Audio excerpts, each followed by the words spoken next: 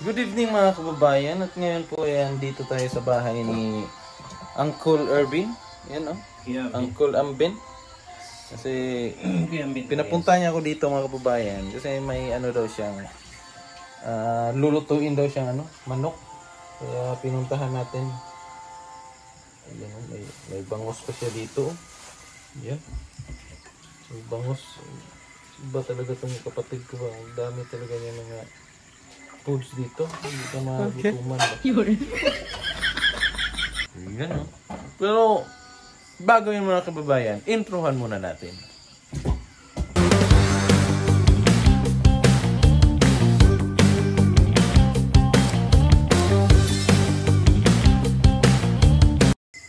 Yan mga kababayan, ito yung tahanan ni Brother Ervin dito sa magkapitbahay lang kami ni mga kababayan ni Mang Eli, kuya. So dito sa may Takunan, Mintal. So ito yung ni kuya dito, yung mga manukan. Sukin natin sa labas. What? Yan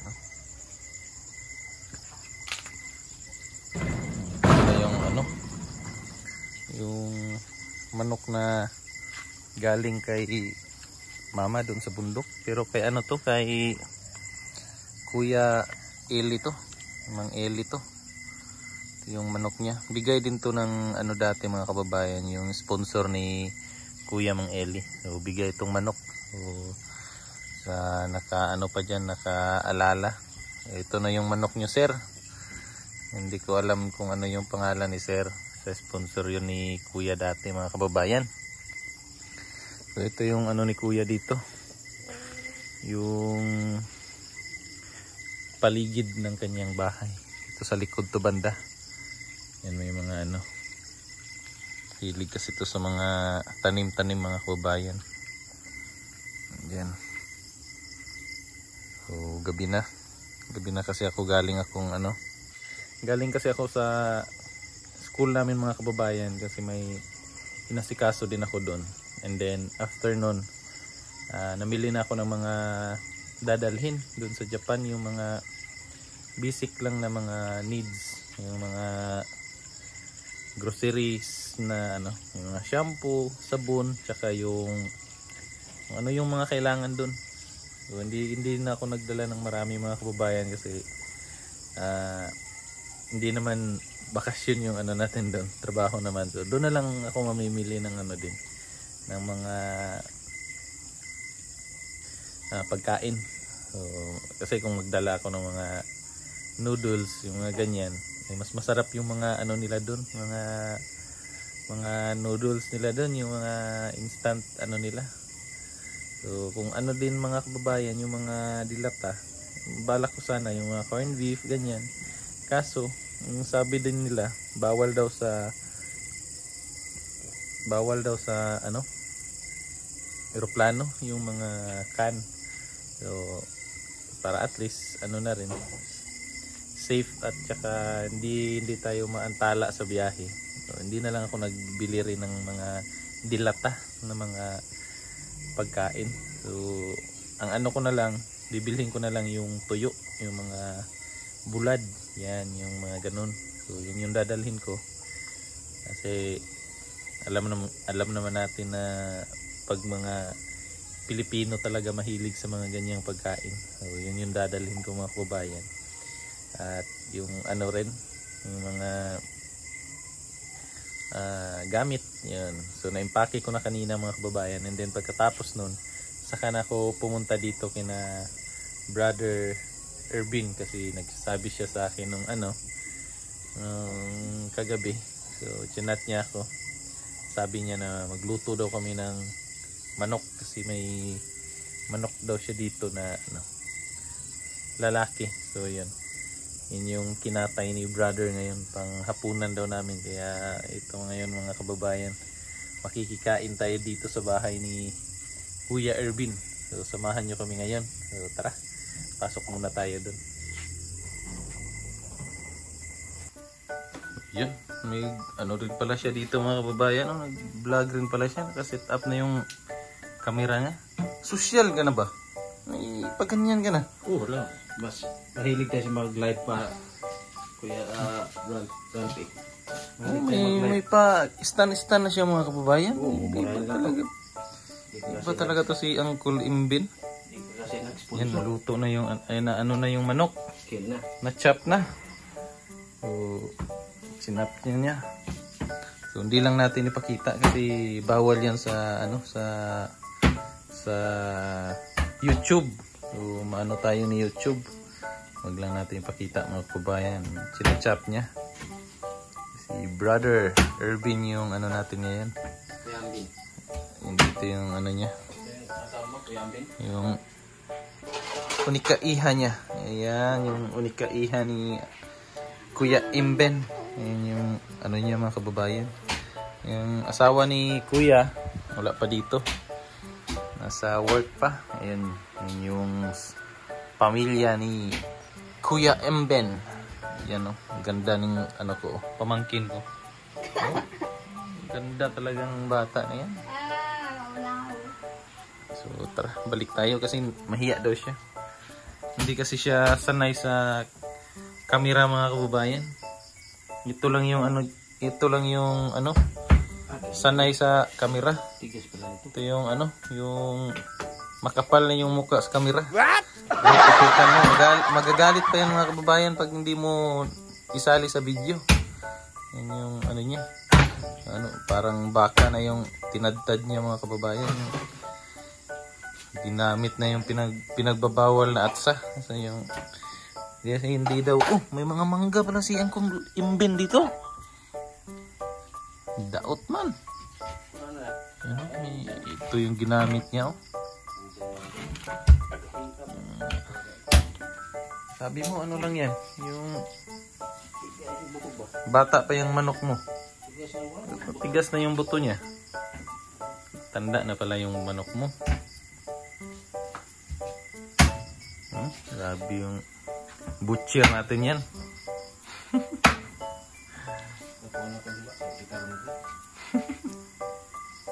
Lakihan lang daw yung ano, hiwa mga kababayan kasi kami lang naman daw yung pagkain. So kunti lang kami. Maano kami sasakto lang sa amin kahit malaki yung ano, yung pagkakahati ng ano, karne ng manok. Meanwhile, ito na mga kababayan yung mga sangkap lulutuin ni Kuya. Ang luto pala namin dito ngayon mga kababayan is adobo. So pinaano pa lang niya, pinakuluan pa lang para malambot yung karne.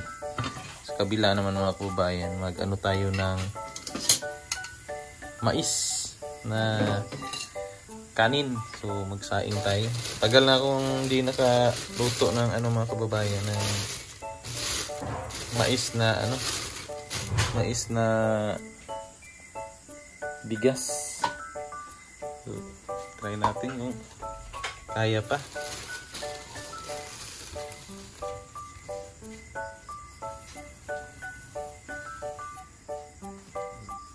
Kameraman natin si ano, si Uncle Kuya Imben. Kuya Ambin TV. Yan. Tulok. Tatlong baso. Hindi ni ma pa ni. Ha? Hindi ni ma kulang ang ano. Daghan man ang tubig. So, nung last na nagluto ako ng mais, ng ano pa? Siguro mga 4th year high school. 4th year high school pa. Doon sa amin, sa bundok. Tapos na, wala na.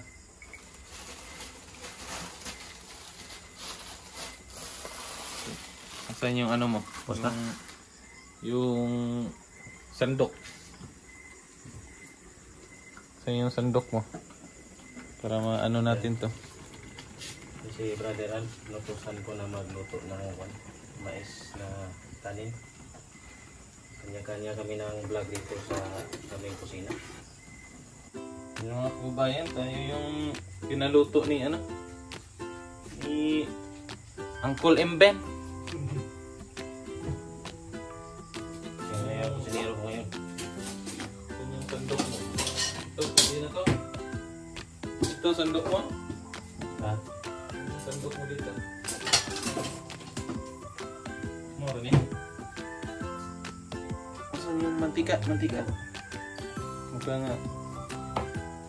Magdagan lang yun ng ano. Lakas ng loob. Daming mantika. Ang gusto mong luto yung... Anong gusto mo stand? Tripod. Yung malaki o maliit? Yan lang. Saan ka na? Alis ka na?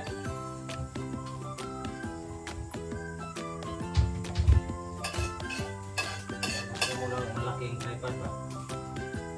Dami mo palang tripod. Hindi ko talaga. May papawit.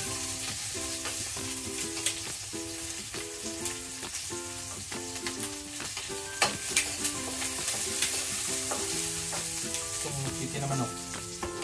Wala, may sabaw. Ha? Wala ito ba? Yung ano ko ni? Wala nang yan mo ba?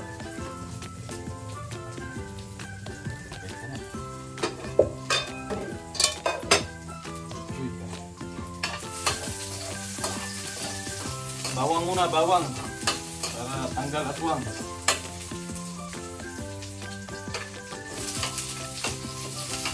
Bunda ng ano dito si Kuya mga kababayan ng mga sangkap. Daming sibuyas.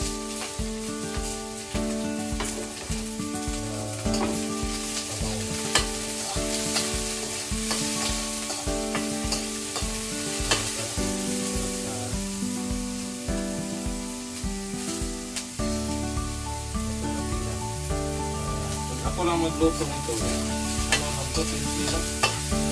Lagay mo lang lahat to. Ricados. Para siyang ginawang ano ba? Ginawang bayan.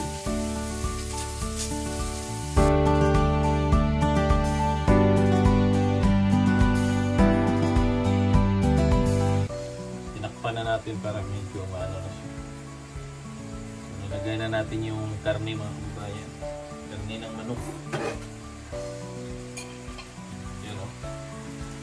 Lagay na natin dyan. Antay muna tayo ng mga ilang segundo. Ating mais na kanin. Tutong ano na yan. Dukot na. Yan mga kababayan, nalagay na natin yung ano.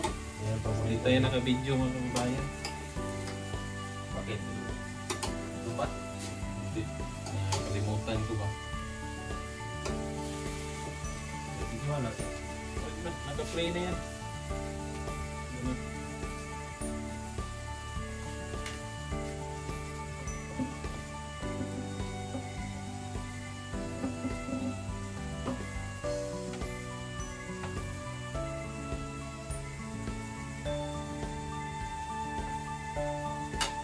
Ayos na yan.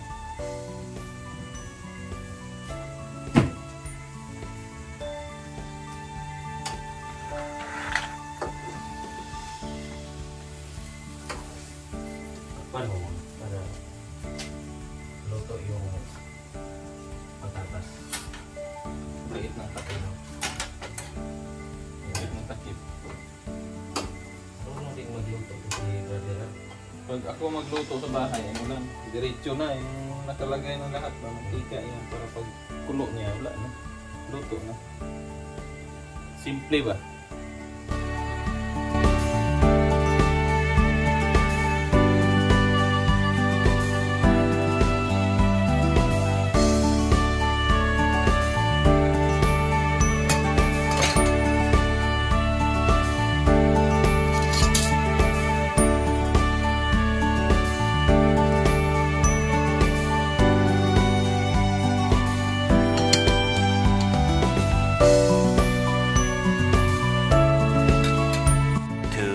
2,000 years later. 5, 4, 3, 2, 1. Charan!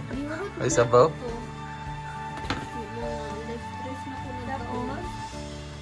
Kain tayo mga kababayan. Welcome to my vlog. Yan at naluto na po. At maghahapunan na kami mga kababayan. Kain kami ng mais. First time, ano na naman ba? Yung medyo matagal na akong hindi nakaluto niyan, sister. Naluto ba ka?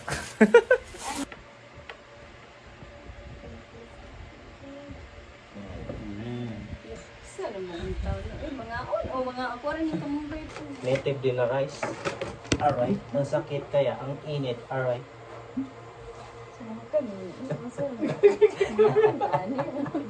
Sikit ka ko na di. Pagpada mo, Becky, ang dupat ako ang after.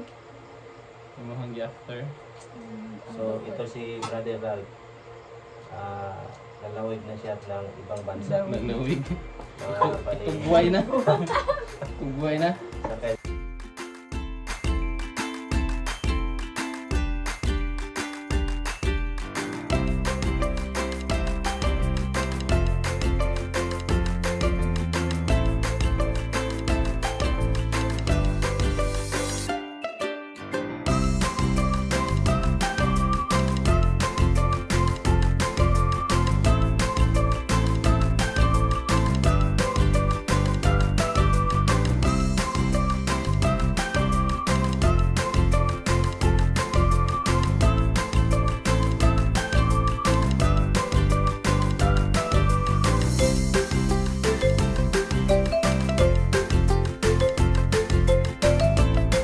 Meanwhile, Yan po at busog na po ako mga kababayan. Tapos na kaming kumain. Si brother hindi pa tapos. Naubos niya yung melon. Yung melon. Kala mo lang melon. Pakwan. Pakwan ba yan? Melon. Pakwan, butong pakwan. Ano may butoy? May buto na. Butoy, butoy. May buto. Ang dami pang mga kababayan ang ulam na natira. Pwede na bukas o tanggahan. Maaga, pang agahan na yan bukas mga kababayan. So ayan mga kababayan, at maraming salamat po sa inyong panonood ng aking vlog. At samahan niyo ulit ako sa susunod mga kababayan, at suportahan niyo yung kapatid ko, Kaya ang yung channel niya po mga kababayan. TV. Para dumami rin yung subscriber niya mga kababayan. So ayan mga kababayan, hanggang sa susunod po. Maraming salamat at magandang gabi. See you, Bye-bye! See you, Japan.